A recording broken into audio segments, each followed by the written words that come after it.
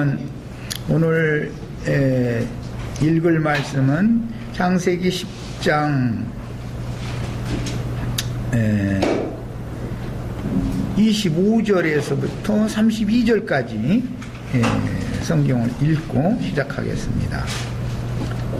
에벨은 두 아들을 낳고 하나의 이름을 벨렉이라 하였으니 그때 세상이 나뉘었으며 벨렉의 아우 이름은 욕단이며 욕단은 알모닷과 셀렙과 하살마엡과 예라와 하도람과 우살과 디글라와 오발과 아비마엘과 스바와 오빌과 하윌라와 요밥을 낳았으니 이들은 다 욕단의 아들이며 그들이 거주하는 곳은 메사에서부터 스발로 가는 길의 동쪽 산이었더라. 이들은 셈의 자손이니 그 족속과 언어와 지방과 나라대로였더라. 이들은 그 백성들의 족보에 따르면 노아 자손의 족속들이요 홍수 후에 이들에게서 그 땅의 백성들이 나뉘었더라. 노아의 세 자손의 생육 번성을 기록한 창세기 이제 10장 말씀을 오늘 2시간 동안에 이제 맞추려고 그래요. 그리고 이제 11장으로 넘어가려고 그러는데, 특히 셈 족속에 대해서 기록을 할 때 21절에서부터 셈 족속의 족보가 기록이 됐는데, 셈은 에벨 온 자손의 조상이요 야베스 형이라 이렇게 시작이 됐습니다. 그러나 이제 11장에 10절에서부터 보면 셈 족보가 사실은 창세기 10장의 족보와 다르게 기록이 되어져 있죠.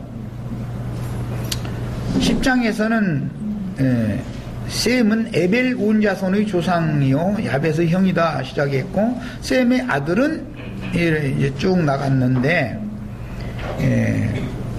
그 셈의 계보가 창세기 10장의 내용에서는 엘람, 아수르, 아르박사스로 이어지는 이 계보를 기록하는 것이 목적이 아니고, 에벨의 두 자손인 벨렉과 육단 자손을 기록하는 것이 창세기 10장의 목적이다라는 것을 알 수가 있습니다. 그래서 오늘 우리가 이제 지난 시간에서 25절까지 다뤘기 때문에, 오늘 24절까지 다뤘기 때문에 오늘은 25절부터 읽은 거예요. 그러나 실제 벨렉으로 이어지는 셈의 족보 중에 에벨의 육적 장자인 벨렉으로 이어지는 계보가 결국은 데라 아브라함으로 이어지는 족보이기 때문에, 성경이 말하고자 하는 그 에벨의 온 자손이라는 말이 벨렉 계보만을 염두에 두는 것이 아니라 욕단 계보가 또 따로 있다라는 것을 지금 비밀로 감추어 두고자 한다라는 것을 성경의 기록을 읽을 때는 성령의 감동을 받은 선지자였던 모세를 통해서 이렇게 창세기가 기록이 된 거기 때문에 그 속에 감춰진 의미를, 하나님 말씀하시고자 하는 의미를 잘 깨달아가면서 읽어야 되겠어요. 그래서 오늘은 이제 25절 이하에 에벨은 두 아들을 낳고, 에벨 온 자손이니까 그 두 아들의 자손 이야기가 성경 전권의 이야기다. 그런데 실제로 11장에서 아브람의 대로 이어지는 말씀할 때는 셈 족보가 창세기 10장의 내용과는 다르게 기록이 되어진다. 이것은 왜?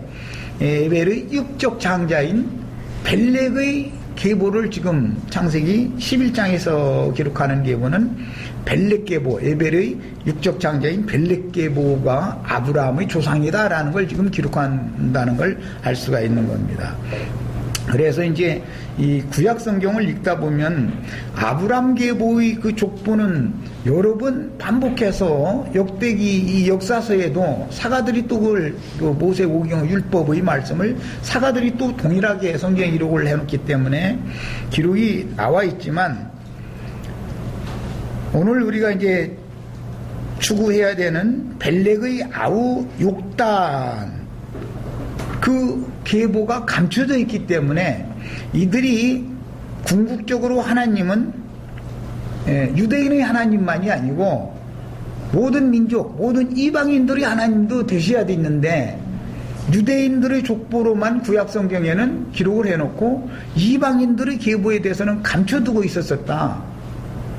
그러면은 이방인들이 구원을 얻는 때라고 하는 것은 이제 예수님이 오셔야 되는 때니까 모형상으로 유대인들이 선지자들의 예언을 통해서 계속해서 메시아가 오실 것을 고대하고 기다렸지만 실제적으로 혈통적인 아브라함 자손들은 정작 자신들이 성경을 통해서 알고 있는 메시아가 오기를 기다렸다가 메시아가 오니까 메시아를 배척하고 죽이는 결과를 역사상에 실현을 했기 때문에 그러면은 왜 그런 일이 있었을까를 우리는 찾아내야 된다는 것이죠.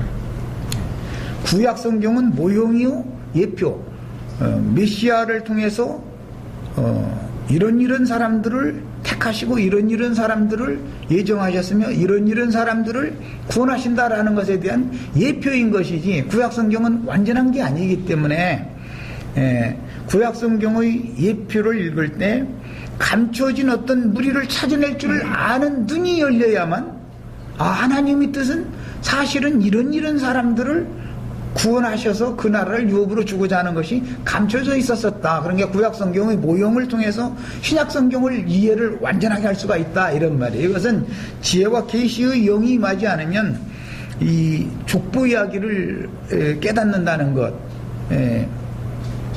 하나님은 육적 자손을 세상에 두시지만 영적 자손을 얻어서 하늘의 유업을 물려주는 것이고 하늘의 유업을 받은 사람들이나 영생하는 것이지 땅의 유업을 받은 사람은 절대로 영생할 수가 없는 것이에요. 땅에 사는 육신을 입은 사람이라는 건 영생이 없는 거니까 이런 이치를 바르게 깨달아야 되는 거다 하는 것이죠.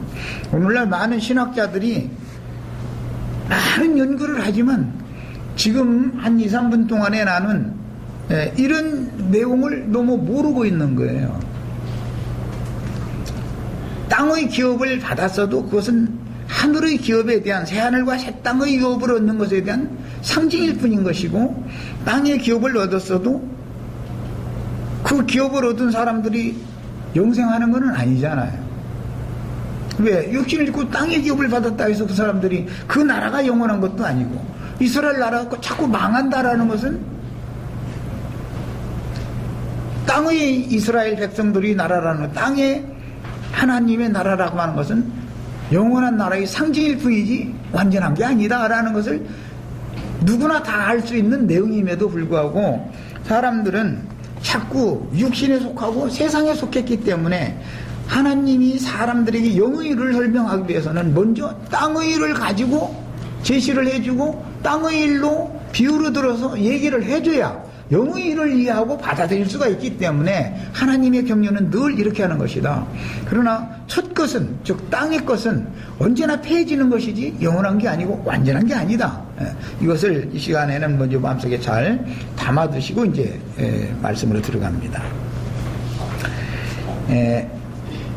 여러 번 말씀드렸지만 인류 문명이라고 하는 것은 이제 최초의 문명이 이제 수메르 문명이다 그러는데 이제 그건 이제 셈족의 문명이다 이 말이죠. 그러나 그보다 더 상고의 문명이 있었던 것은 아담 세계의 홍수 이전의 문명이 분명히 있는 것이죠. 홍수 이전 아담 세계에서도 그때는 철기를 다룰 줄은 몰랐지만 동철을 다루는 기술이 있었었던 문명이 있었어요. 라멕이라는 사람의 아들이 동철로 가장 날카로운 기구를 만드는 기술이 있던 사람들이 있었죠. 그러니까 아담 세계에 이미 인류 역사책엔 나오지 않고 그냥 태고사다 이런 식으로 해버리는 아담 세계에도 이미 청동기 문화가 있었다 이거예요. 그만큼 인류 문화가 발전했었던 것이죠. 홍수 이전의 문명과 홍수 이후의 문명으로 이제 인류 역사사는 이것을 나누는데 오늘 우리는 더 중요한 그 성경의 그 나누는 이치를 이제 오늘 이제 살펴야 됩니다. 그건 뭐냐면 홍수 심판이 지나간 다음에 아라랏산 지경에 노아 가족이 포도 농사를 하기 시작했기 때문에 홍수 후의 문명의 발상지는 아라랏산 지경이고, 후에 이제 그 지역을 일러서 바단 아람이다 그러는데, 이제 동방이라고 그러죠. 그 동방이라는 용어는 창세기 2장 8절에 보면 그 땅의 동방에 에덴을 창설하셨다 그랬기 때문에 에덴 동산이 창설되어진 곳이 동방이라는 개념으로부터 동방이라는 말이 이제 시작이 되는 거예요. 그런데 민족의 대이동으로 말미암아서 아라랏산 지역에서 노아 자손들이 문명을 다시 시작을 했지만, 즉 홍수 후의 문명을 시작을 했지만, 노아 자손들이 거기에 다 함께 뭉쳐서 그곳에서만 사는 게 아니라 열방으로 다 흩어져 나가서 생육 번성을 하는 이야기를 지금 우리가 지금 말씀을 계속 추구를 해 나온 거예요. 그런데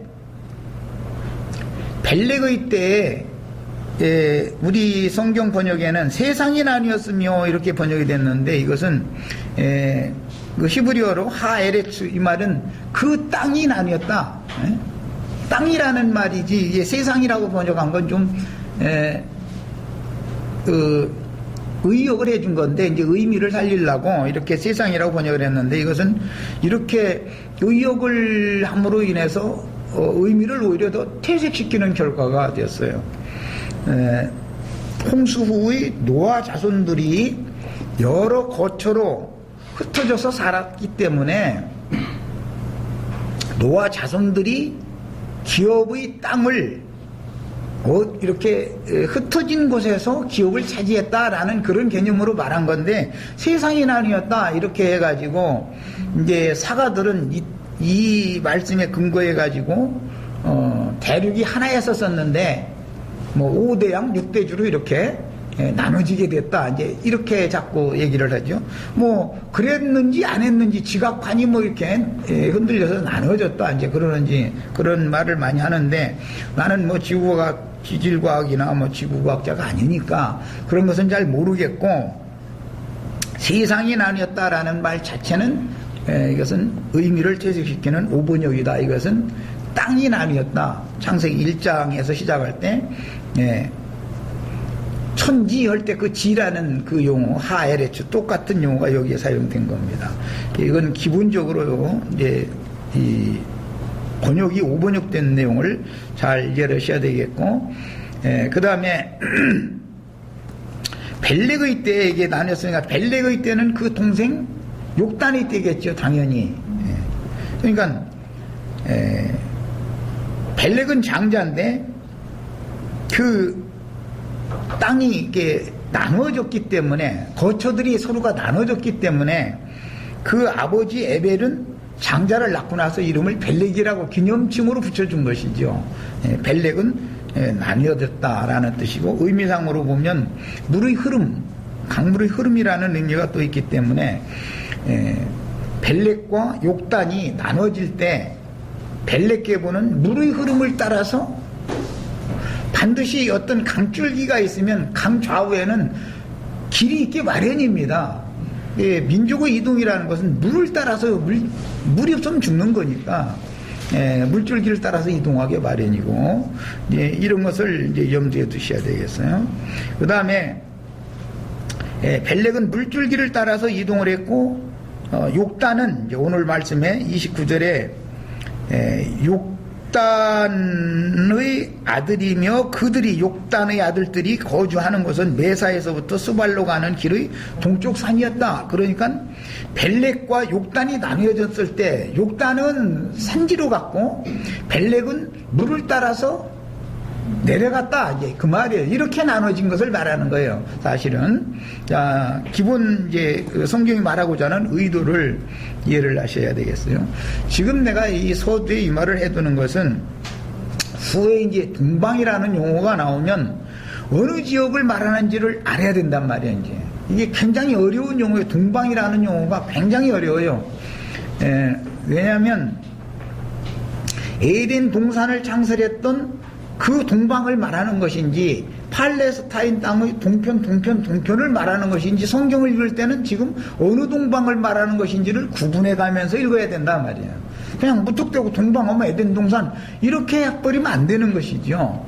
홍수 전의 문명과 홍수 후의 문명이 서로가 완전히 다르기 때문에 홍수 후의 문명이라도 아라라산 지경, 그 바단 아람 지경을 동방이라고 원래 그랬던 건데 그 동방에서 남쪽으로 내려와 가지고 유브라데스 강과 티그리스 강 강줄기를 따라서 남쪽으로 내려오면은 신할 땅이 이제 만나게 되죠. 그 신할 땅이라는 게 오늘날로 말하자면은 이라크나 이란 등지가 있는 고대의 그 바벨론, 페르시아를 일으킨 종주국이 있는 그 지역이단 말이에요. 거기도 다 동방이라고 그래요. 그러니까 바단 아람의 동방을 말하는 것인지 신할 땅의 동방을 말하는 것인지를 성경을 이제 후대 사람들이 후대의 역사를 기록했을 때 읽어 나갈 때는 이게 어느 지역 동방을 말하는지를 꼭 구분해서 알아야 된단 말이에요. 이것이 혼동해 버리면 큰일 나는 거예요. 성경이 오해돼 버리기 때문에.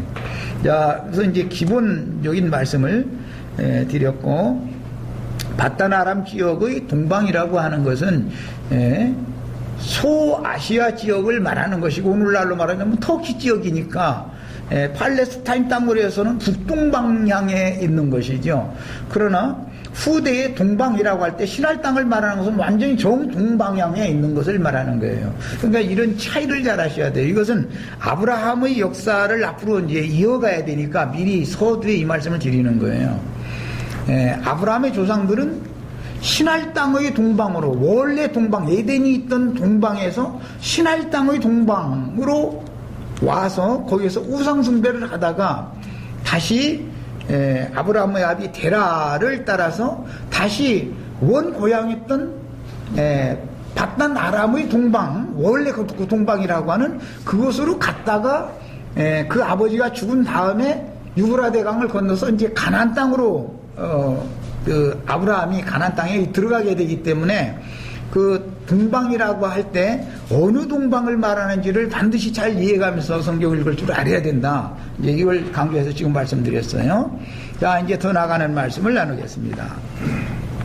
셈이라는 말은 유명하다, 명성 있는 자다, 이제 그런 뜻인데, 실제 가장 유명하고 명성이 있는 사람은 셈이 아니라 예수님이죠. 그러니까 셈이라는 사람은 예수님에 대한 예표의 사람일 뿐인 것이죠.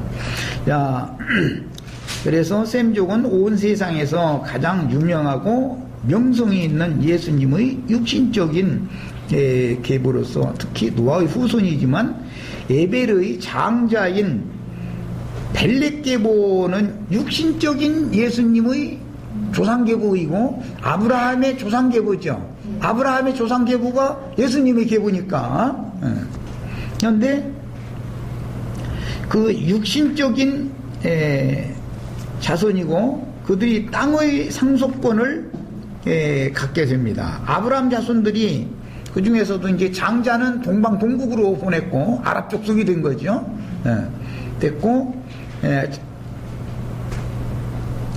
사라를 통해서 나온 이삭이라고 하는 차자는 아브라함의 집을 유업으로 이제 상속받게 되죠. 이삭이 아브라함의 집인 네게브 지역이라고 말하는 유다 그 지역을 상속받는 것은 상징일 뿐이다. 새하늘과 새 땅을 예수 그리스도로 말미암아 새하늘과 새 땅을 상속받게 될 사람들에 대한 상징일 뿐이다 이거예요. 그 다음에 에벨의 차자인 욕단의 후손들에게도 또는 그드라의 후손들에게도 믿음의 후사들이 되는 길이 열리게 될 건데, 이 때를 고대하고 기다리는 것이 메시아 대망사상인 것이죠.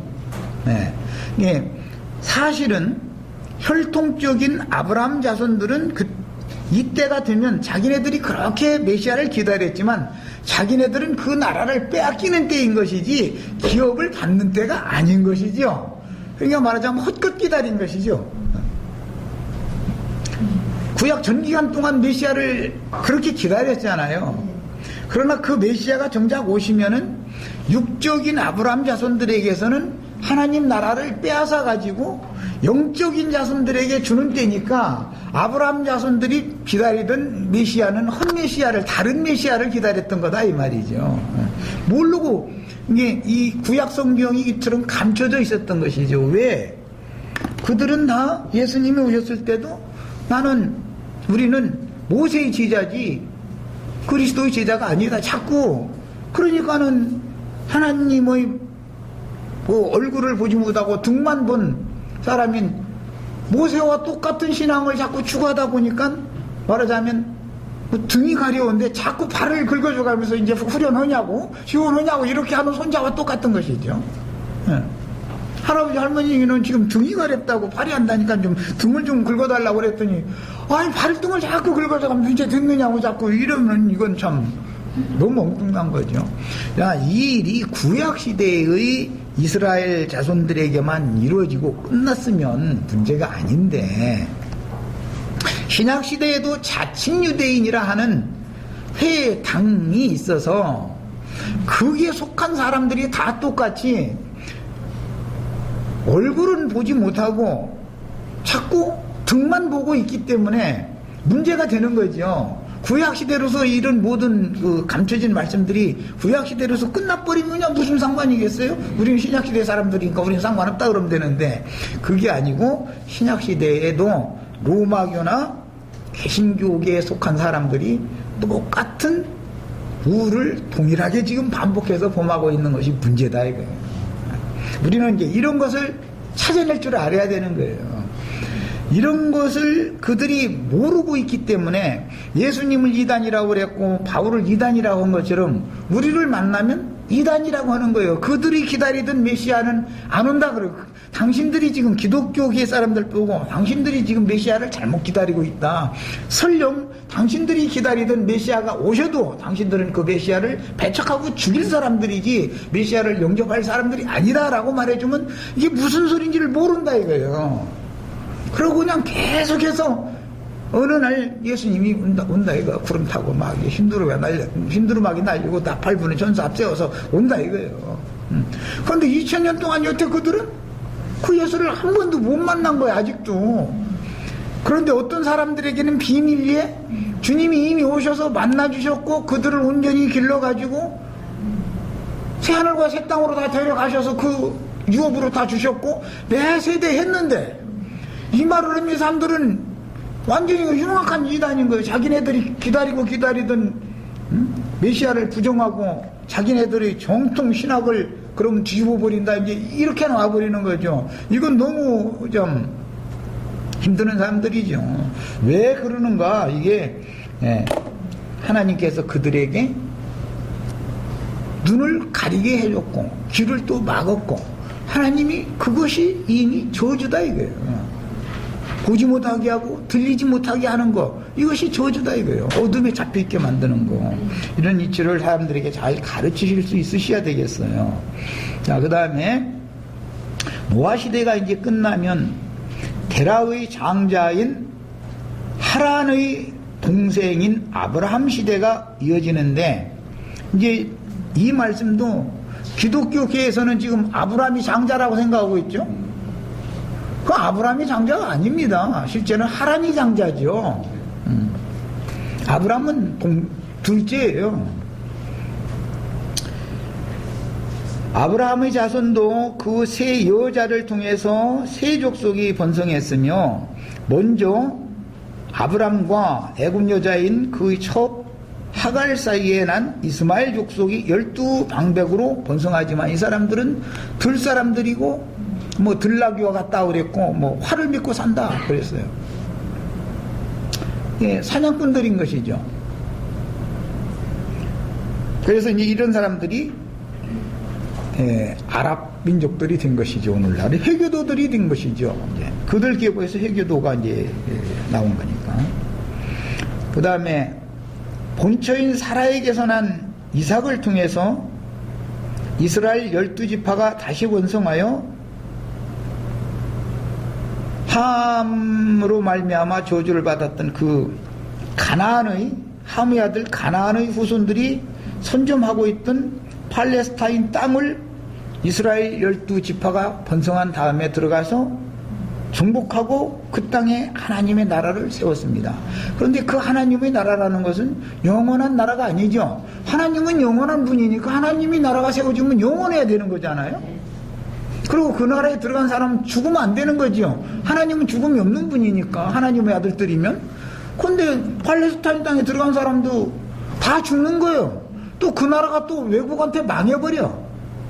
그럼 이것은 하나님 나라의 완전한 하나님 나라가 아니고 완전한 하나님의 백성들이 아니었다라는 것을 역사상으로 땅의 일만 봐도 알 수 있는 일임에도 불구하고 이 이치를 사람들이 너무 모른다 이거예요. 그럼 누가 그러면 그 나라를 상속받을 것이냐? 이 사람들은 구약 성경에는 감춰진 족속들이다 이거예요. 육적인 아브람 족속이 아니고 즉 벨렉 계보가 아니고 욕단 계보 사람들이 이것을 상속받는다라고 하는 것이 성경에는 감춰놔 있다 이 말이에요. 이건 참 비밀이죠. 그러니까 그래서 이제 오늘은 아주 이 비밀 이야기를 좀 할 거예요. 지난 시간에 서울에서 화요일 날 잠깐 운만 뗐는데 오늘은 이런 이제 세부적인 말씀을 나눌 겁니다. 아브라함은 그드라라고 하는 후처를 취하여 이제 성경에 여자가 세 여자가 나오는데 아브라함의 그 전기에는 먼저는 첩이라는 말이 나오죠. 첩은 족보에 기록이 되면 안 되는 사람이죠. 자식을 낳아도 첩 보고는 어머니라고 하지 않습니다. 그냥 아주머니죠. 그냥 아버지 여자이기 때문에 함부로 할 수 없을 뿐이지 그냥 아주머니지 그 사람은 어머니는 아니죠. 첩의 신분이면. 그러나 후처 그드라라고 하는 얘기는 이제 후처라고 나오죠. 후처는 어머니가 돌아가셨을 때 정식으로 호적에 등재되어진 어머니니까 본처가 낳은 아들도 어머니라고 당연히 불러야 되는 거죠. 만약에 그걸 안 부르고 아주머니라고 불렀다가는 이거는 큰일 나는 얘기죠. 후처라는 얘기가 나오면은 이런 것을 명확하게 해야 된다. 하나님은 이제 아브라함의 그 여자가 첩으로 상징되어진 아랍 족속들과 섞여 사는 어떤 그 민족들 또는 아랍 족속들 그런 사람들은 사실은 하나님의 족보에 기록될 수 없는 사람들이다 이거예요. 리브가를 사라를 통해서 나온 이삭과 그 후예들이나 족보에 기록될 수 있는 사람들이고 욕단과 그 후예들은 족보에 반드시 기록되어져야 되는 사람들이다 이거예요. 그런데 구약 성경에는 이게 감춰져 있는 것이 문제다 이제. 본처의 자식들은 기록이 되어져 있지만 이것은 완전한 게 아니다라는 걸 알아야 된다 이거예요. 그러면 사라가 낳은 자식이 완전한 게 아니냐고. 아닙니다. 육적인 이삭 계보의 자녀들은 완전한 게 아닌 거예요. 예루살렘의 자녀들이래야 완전한 하늘의 예루살렘이 낳은 자녀들이래야 완전한 하나님의 생명체계의 계보에 등재되어질 사람들인 것이지 네게부 지역의 유다 땅의 사라가 낳은 유대 땅을 기업으로 받은 사라가 낳은 이삭 계보의 자식들이 완전한 하나님의 백성들이냐 하나님의 아들들이냐 그렇지 않은 거다 이 말이에요. 예표일 뿐이죠. 예표일 뿐이에요. 예루살렘의 자녀, 시온의 자녀여야 되는 것이지 유다 땅의 기업을 받은 사람들의 자녀가 완전한 하나님의 자녀가 아니다라는 것을 반드시 깨달으셔야 돼요. 이거에 대해서 혼동하기 때문에 영적인 이야기를 해주면 못 알아듣는 거예요. 땅의 일을 알아야 하늘의 일을 알지. 다만 예표일 뿐이다. 기독교계에서 나처럼 얘기하면 이건 완전히 큰일 나는 거죠. 이삭이 말이요. 완전한 하나님의 아들이 아니냐고. 이러면서 막 이제 신학을 완전히 기독교계 신학을 뒤집는 얘기잖아요. 지금 이 얘기는. 그런데 이것은 그들이 너무 진리를 모르고 하나님의 마음에 감춰놓은 비밀의 경륜을 하나님의 경영을 너무 모르기 때문에 그러는 거다. 본처로 상징되어진 유대교는 완전한 주님의 교회가 아니고 주님의 완전한 배필이 아닙니다. 언제든지 처음 취한 아내는 야곱도 그래 그렇게 사랑을 안 할 수 없어 의무적으로 사랑하고 자식 낳는 것이지 자식은 잘 낳지 또 많이 낳지 아무래도. 그런데 완전한 자식이 아니에요. 완전한 아내도 아니에요. 그리고 사랑한다 했지만 그것이 그냥 뭐라고 할까 마음은 딴 데가 있는 사랑인 것이죠. 레아를 사랑한다고 야곱이 했을지라도 사실은 속마음에서는 라헬이 그 속에 자리를 딱 잡고 있는 것이기 때문에 껍데기하고 사는 거죠. 말하자면 레아는. 그런데 자식은 많이 낳잖아요. 사무엘의 어머니도 마찬가지예요. 분인나라고 하는 여자가 자식은 잘 낳지만 실제로 한나가 낳은 자식이 성경의 족보를 이어가는 그 계보가 된다라고 하는 이런 것들 성경에서는 이렇게 뭔가 감춰놓은 이야기가 참 많이 있는 겁니다. 그 다음에 아브라함의 후처인 그드라를 통해서 여섯 아들을 낳아가지고 그 후손들에게는 재물을 주어가지고 동방의 동북으로 보내었다. 이제 이렇게 기록이 되고, 그러고서는 그 다음에 그 자손들이 어디로 가서 어떻게 해서 살았으면 이게 안 나와버려. 그냥 그 근원만 살짝, 욕단이 10세 아들이나 있었었다라는 거 살짝. 그들은 메사에서부터 스발로 가는 길의 동쪽 산에 그들이 거처를 정했었다라고 살짝 이것만 해놓고 그 다음에 이 사람들은 어디 가서 어떻게 살았는지 기록을 안 해버려. 이것을 찾아내야 되는 거다 우리는. 그 다음에 예수님도 그래서 구약 백성들도 다 사실은 여호와 하나님의 사랑하는 아내죠. 호세아서라든지 다른 선지자들의 글을 보면 이스라엘이라는 게 하나님의 사랑하는 아내잖아요. 그렇지만 신약 교회만큼 사랑하는 것은 아니다. 그 다음에 동방의 현자들인 욥기 1장 3절에 보면 욥은 동방 사람 중에 가장 큰 자였다 이렇게 나오죠.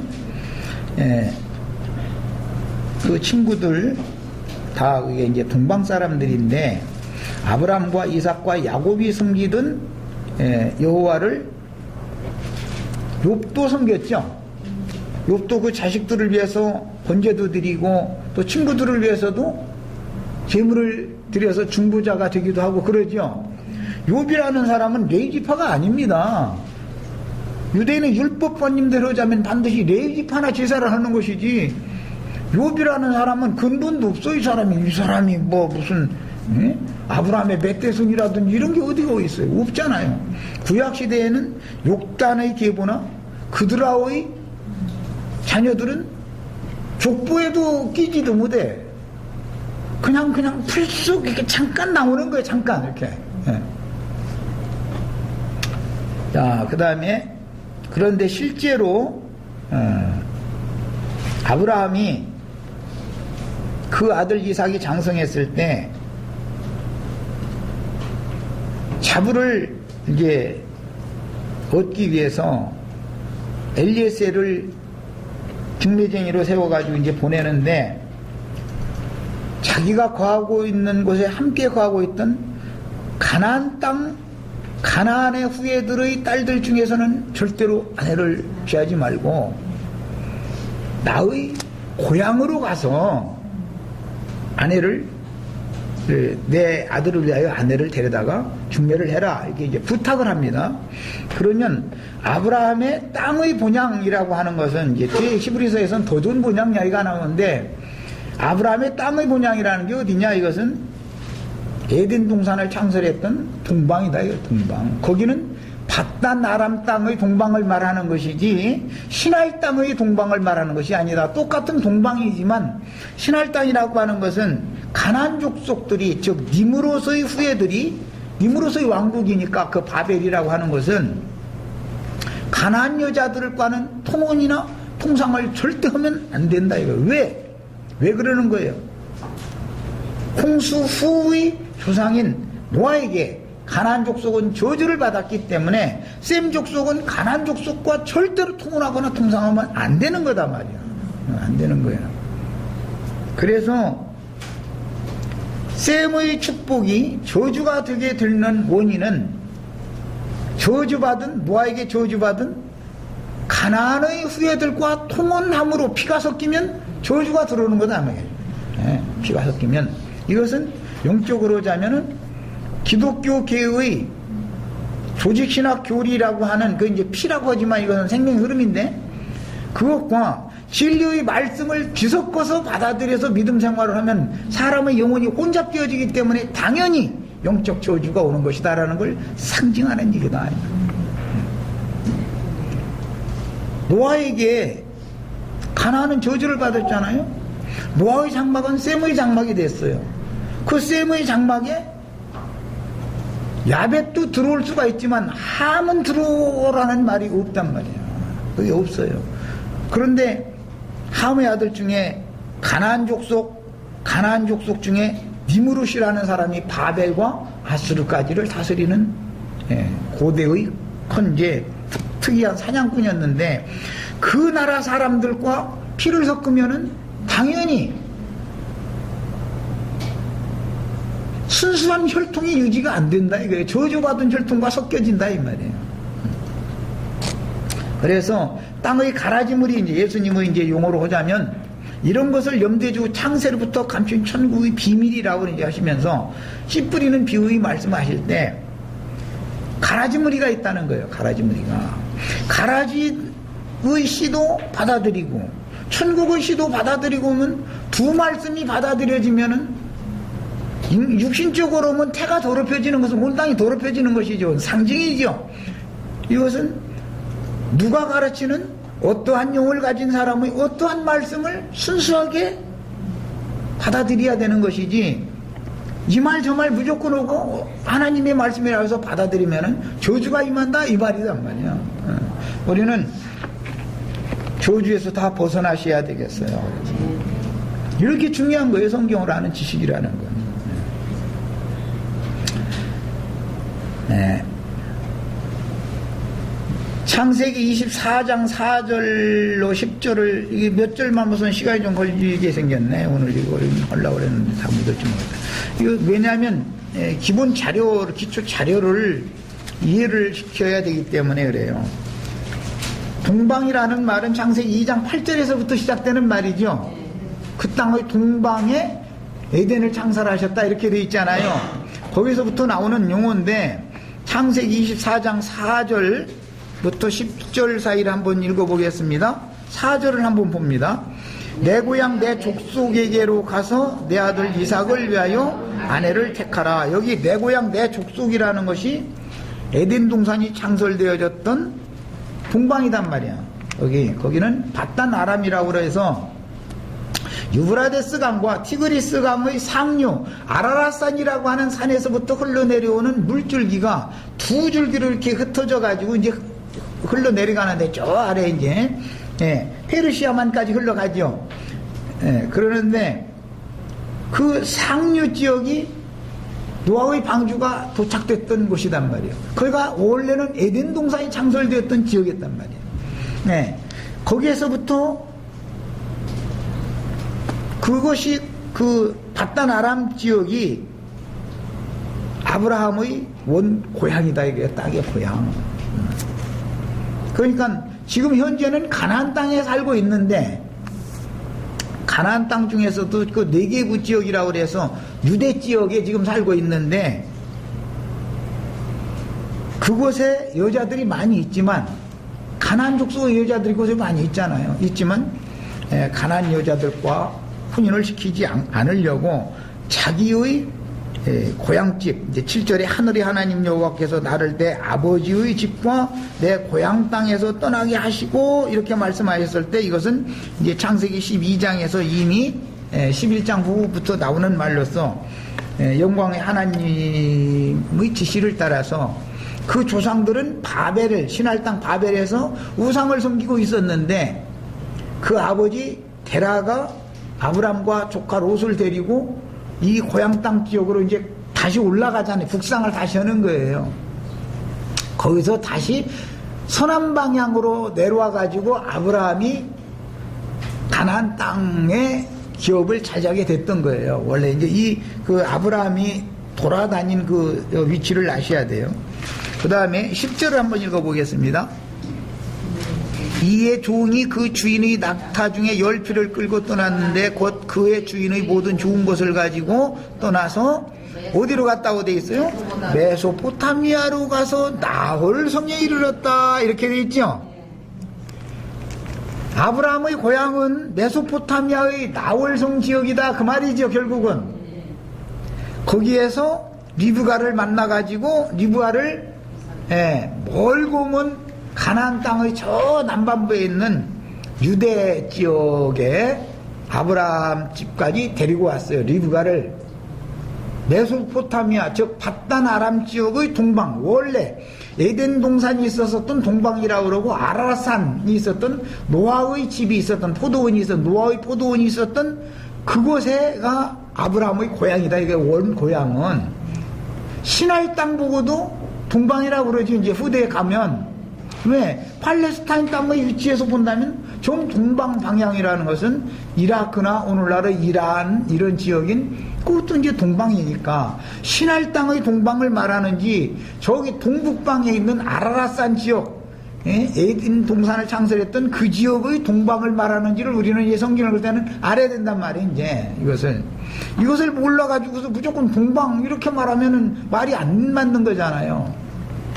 또 더구나 메사로부터 스발로 가는 길의 동쪽 산에 거했다. 그래서 욕단 족속은 그랬으니까 동쪽이라는 게 어느 동쪽을 말하는지를 알아야 될 거 아니야. 왜 내가 이걸 이렇게 중요하게 얘기하냐면 이라크나 이란의 이제 그 신할 땅의 동방이라고 그러는 건데 그 동방은 파키스탄 인도 이 지역으로 가는 동방인 것이고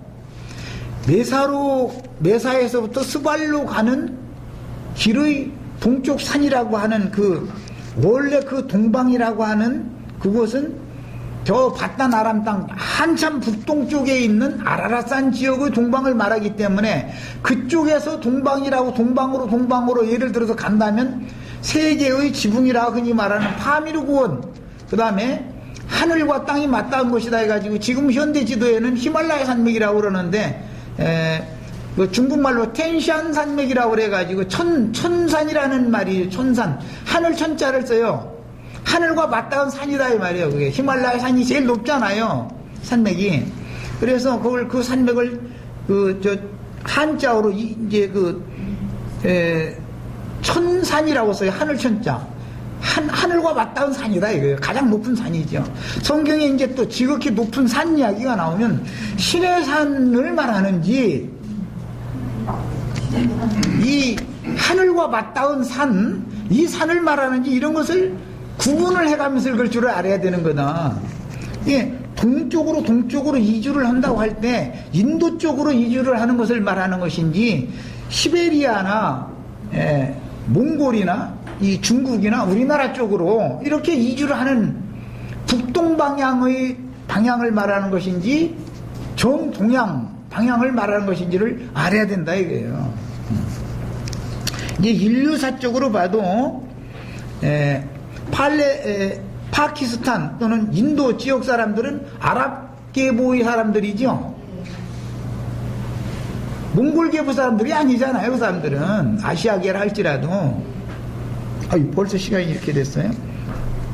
그래서 시베리아 쪽이나 몽골계보나 이 극동 지역으로 흩어진 동방 족속들이 있고 똑같은 동방이라고 하지만 고대 사회에서는 인도를 동쪽이라고 하는 개념이 있었어요. 그 개념과 중국이나 한반도를 동쪽으로 보는 개념은 전혀 사실은 똑같은 말로 그냥 동방민족, 동쪽 그렇게 말하지만 전혀 개념이 다른 거다 이 말이야.